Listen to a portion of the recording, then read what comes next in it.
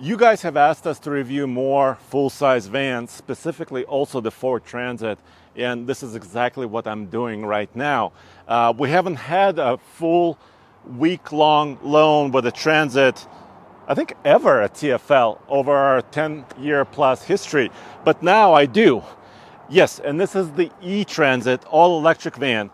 In this video, here I'm at Columbine Ford in Rifle, Colorado, and they are actually really kind and they're letting me borrow this van for a week so I can make multiple videos, not just one.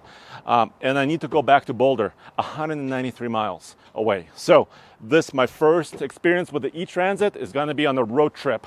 So let's get in, let me show you around, and let's get on the road. So Ford actually came out with the E-Transit a few months ago, and now they're selling in numbers. And I just wanted to show you a few quirks of this thing. Well, first of all, it has a regular key. This is a fairly optioned one. I'll tell you about the price at the end of this video. You're probably wondering about this. You're probably saying, oh, it's going to be too expensive, yada, yada. I'll explain all of that in a bit. But let me start it up. So it's got a start-stop button right here. I'm going to push my brake. Start it up. It comes to life. It has the latest interior. And there's almost no noise. So what you're maybe hearing now is actually the HVAC AC system, which I can control right here. And of course the latest sync is right here. My transmission is a dial. You've seen this on some other Transit vehicles and other vehicles from Ford. And the steering wheel is the same, nicely wrapped. Gauges are almost identical to a normal Transit. This is really interesting. Look, my battery is full, and it looks like a gas gauge or a diesel gauge. I think that's kind of fun. It's rear-wheel drive. I'll show you that in a second. 266 horsepower, over 300 pound-feet of torque. It's not all-wheel drive in this case, but yeah, it's a commercial van. Of course, you can use for many, many different purposes. And actually it has this walk-through pass-through here to the cargo area that's within. This is what they call a Transit 350, which means it's got a kind of a heavier suspension setup. It's got over 3,400 pounds of payload, so it can carry a lot of stuff. And range, I don't know. Maximum range on the E-Transit is 126 miles. It does not have a very huge battery, about 68 kilowatt hours of battery. So it's not meant for long trips. And funny enough, I do have to do a longer trip on my first experience with it. It says I have 120 miles of range left. So I'll have to see if that's true.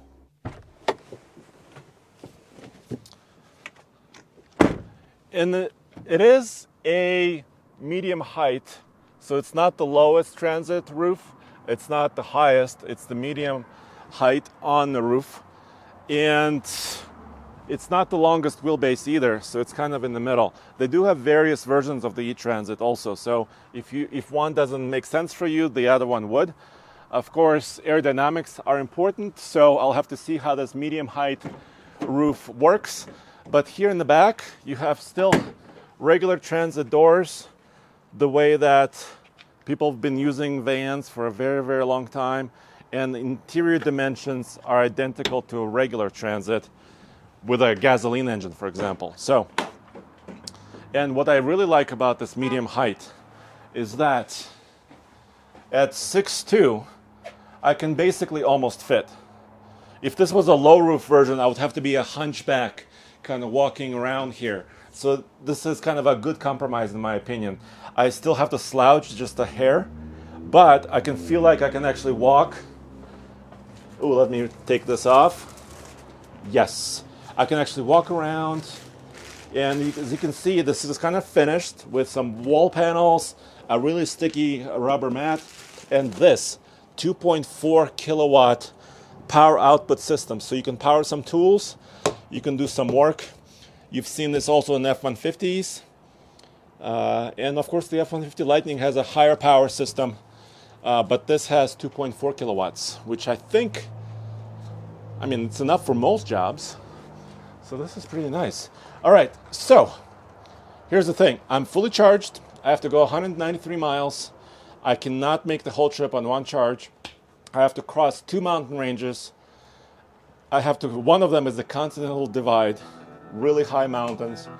So I'll lose some range on the way up, and I'll gain a lot of range on the way down. So let's get on the road and find out exactly how it behaves.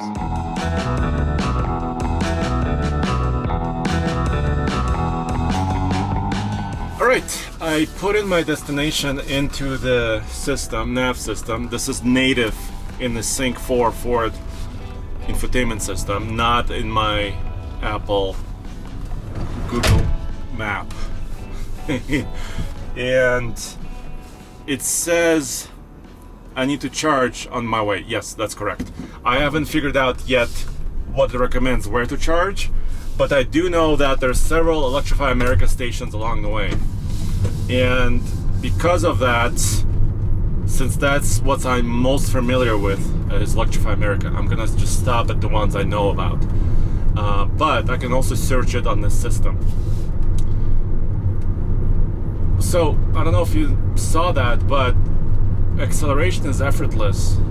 Once again, I know they have the EcoBoost powered trains, and I've tested some of those briefly, not on a long term, but briefly.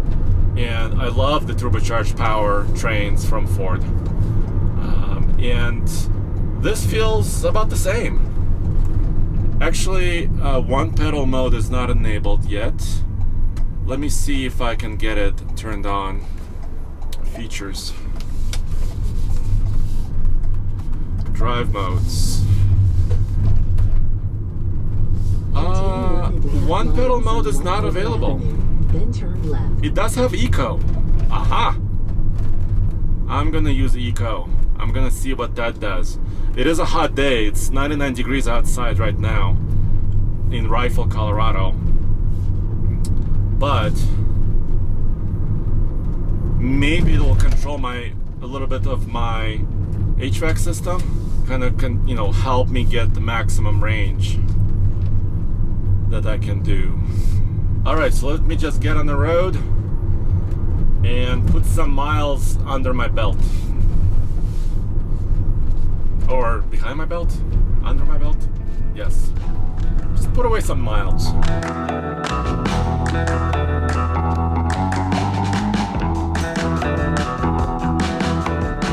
Alright, here I am. I am pulling onto the highway and accelerating to the speed limit, which is currently 75 for a little bit, and then it's going to be 65, and then actually a little bit lower through Glenwood Canyon.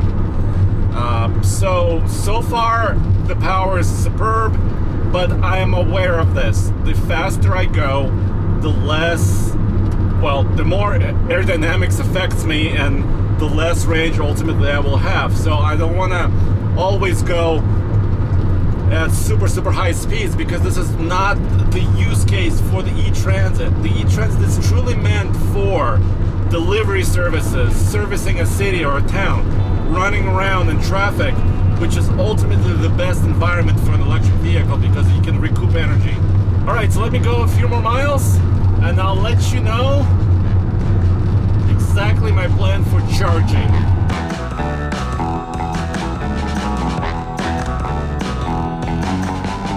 Alright, so I have a small charging grid dilemma to deal with, because the station I really wanted to stop at first, which is another about 50 miles down the road, is currently out of service, unavailable.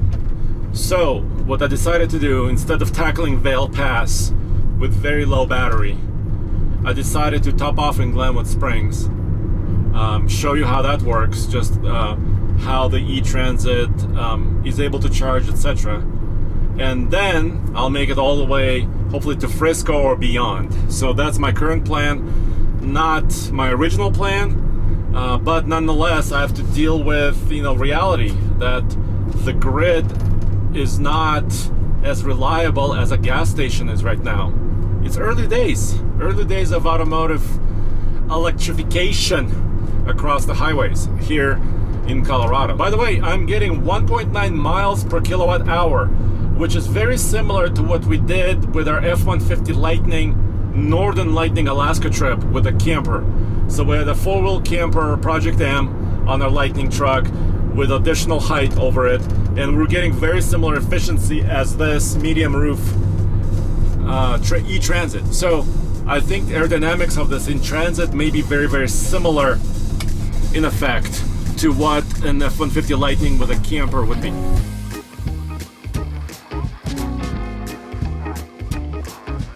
So here's what I'm talking about. I really wanted to go to this station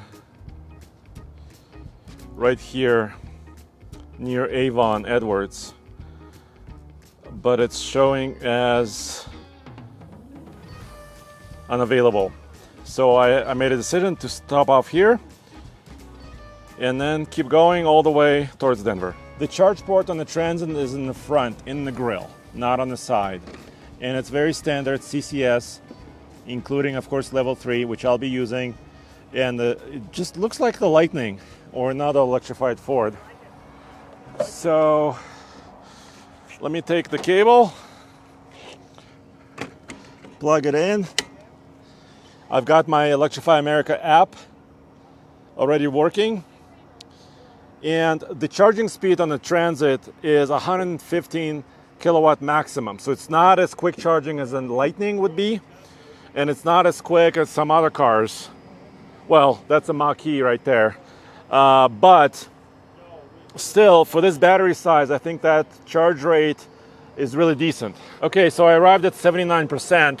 Like I said, I wanted to top off. So this is not really what you want to do on a road trip.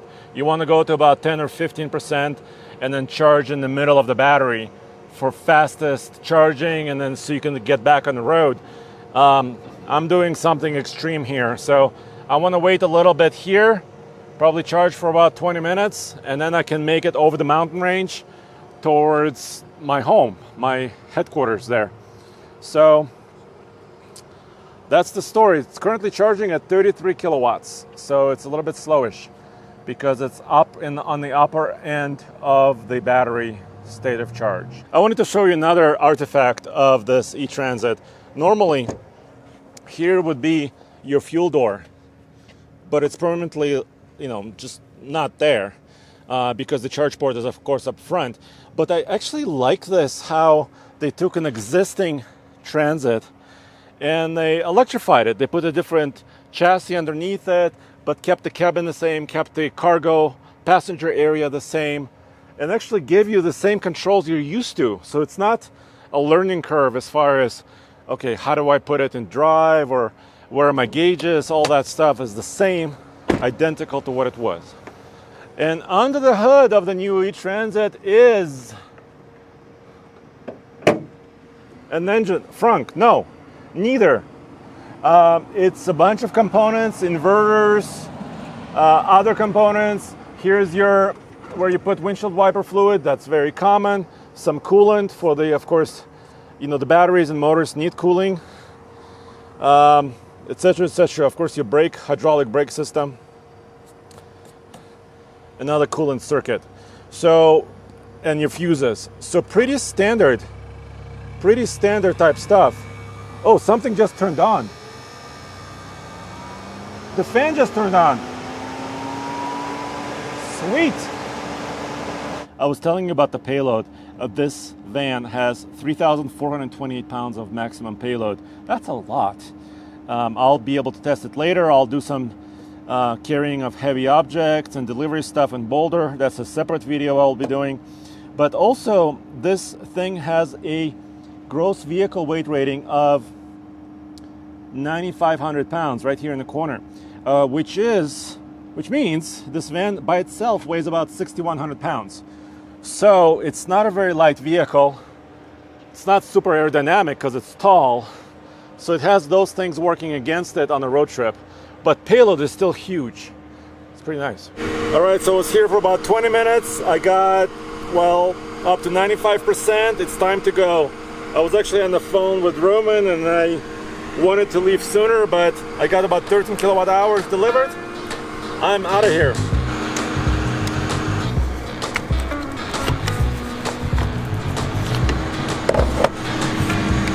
So now it's telling me I'm back at 119 miles of range, and I have to go, let's see, what is this? Go back here. I have to go 91 miles to hit Frisco station, so that's plenty.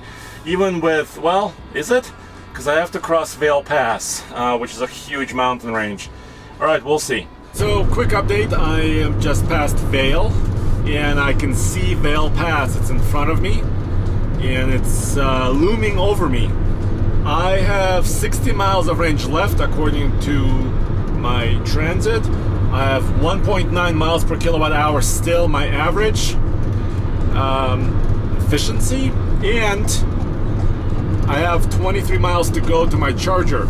So all those things are just in line, but I have to climb to about 11,000 feet above sea level. So my efficiency will likely drop by a lot, and then I hopefully should get it back on the other side. So I'll give you another update shortly.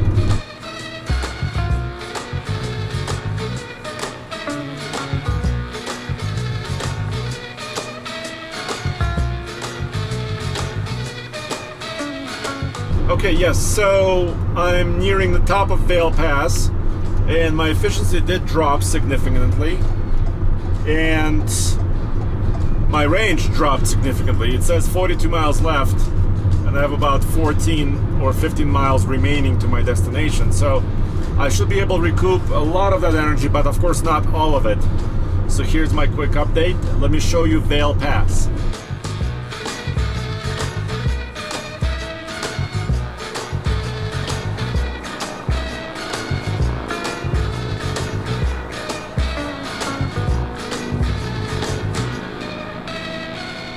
Alright, here I am in Frisco.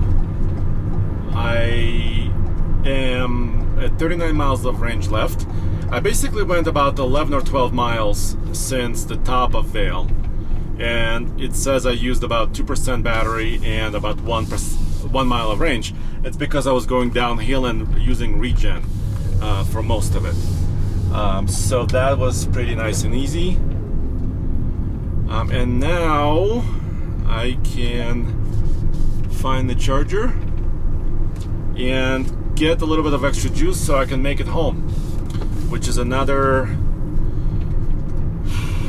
let's see, 80 miles, 90 miles.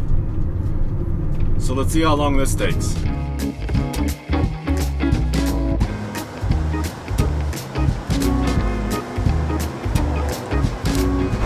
All right, so here at Frisco, I'm having a little bit of an issue charging again.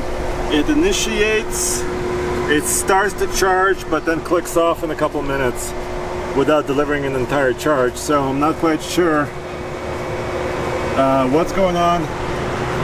Some other people here are also having some issues and changing chargers. So here, as far as Frisco is concerned, a few grid to vehicle problems here, but it looks to be on the grid side. This is not E-Transit's fault.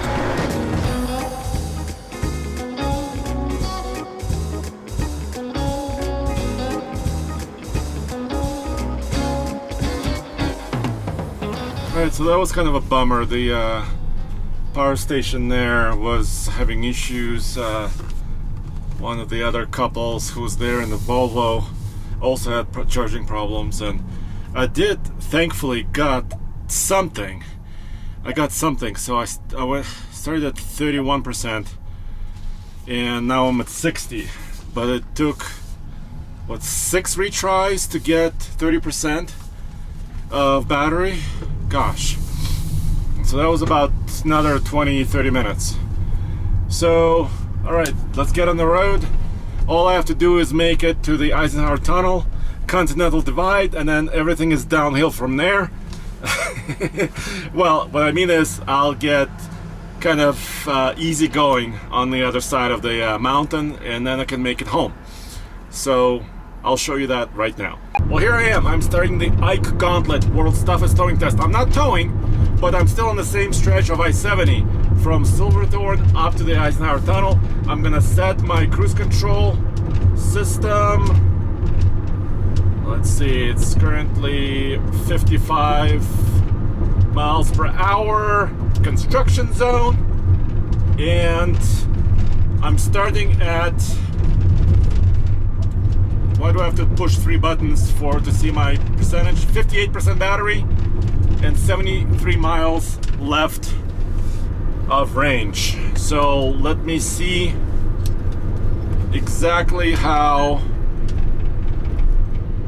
the Ike Gauntlet goes. Let's see how much energy I use, and then hopefully I can coast down to Denver.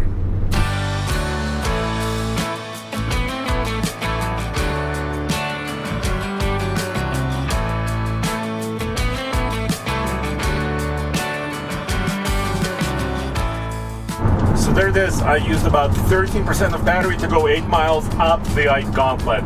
So yeah, a lot of usage now, but I can just set my cruise and roll down to Denver nice and easy.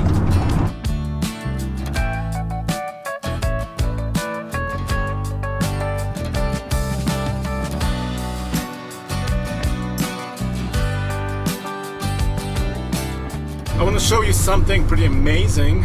I'm now in Denver. I descended the mountain, including the Ike Gauntlet, including the 8 miles up and then 45 miles down. I got 3.7 miles per kilowatt hour, which is insane efficiency. Thank you, gravity. I appreciate that. And then also overall, my trip so far, 182 miles, 2.4 miles per kilowatt hour.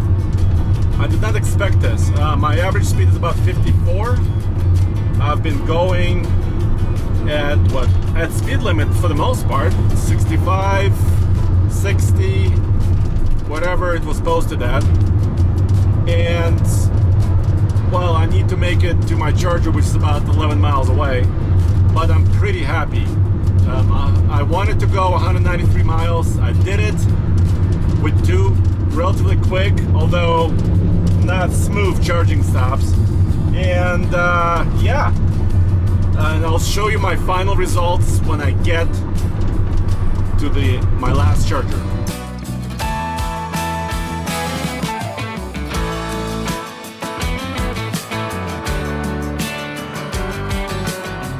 Finally, let's talk about pricing, because that's very hugely important.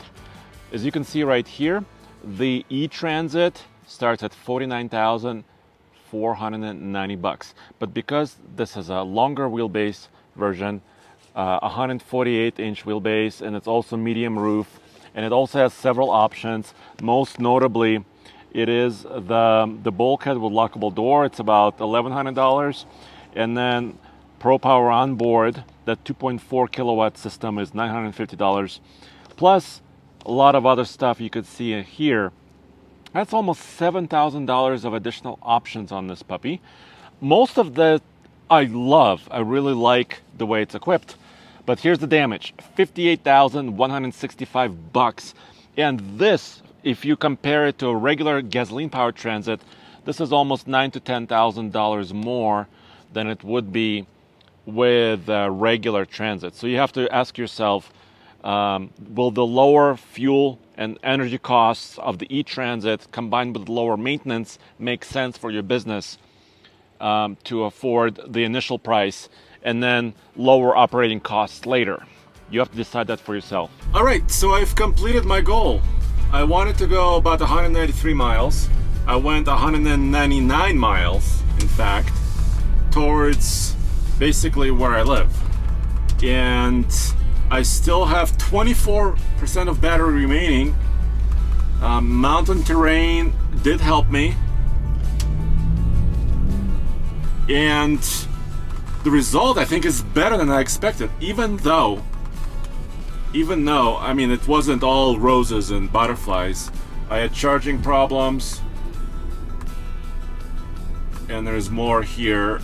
It says, it says these stations are under service.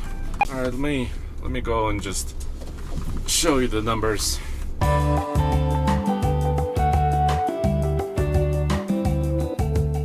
So here we go. I have 24% of battery left.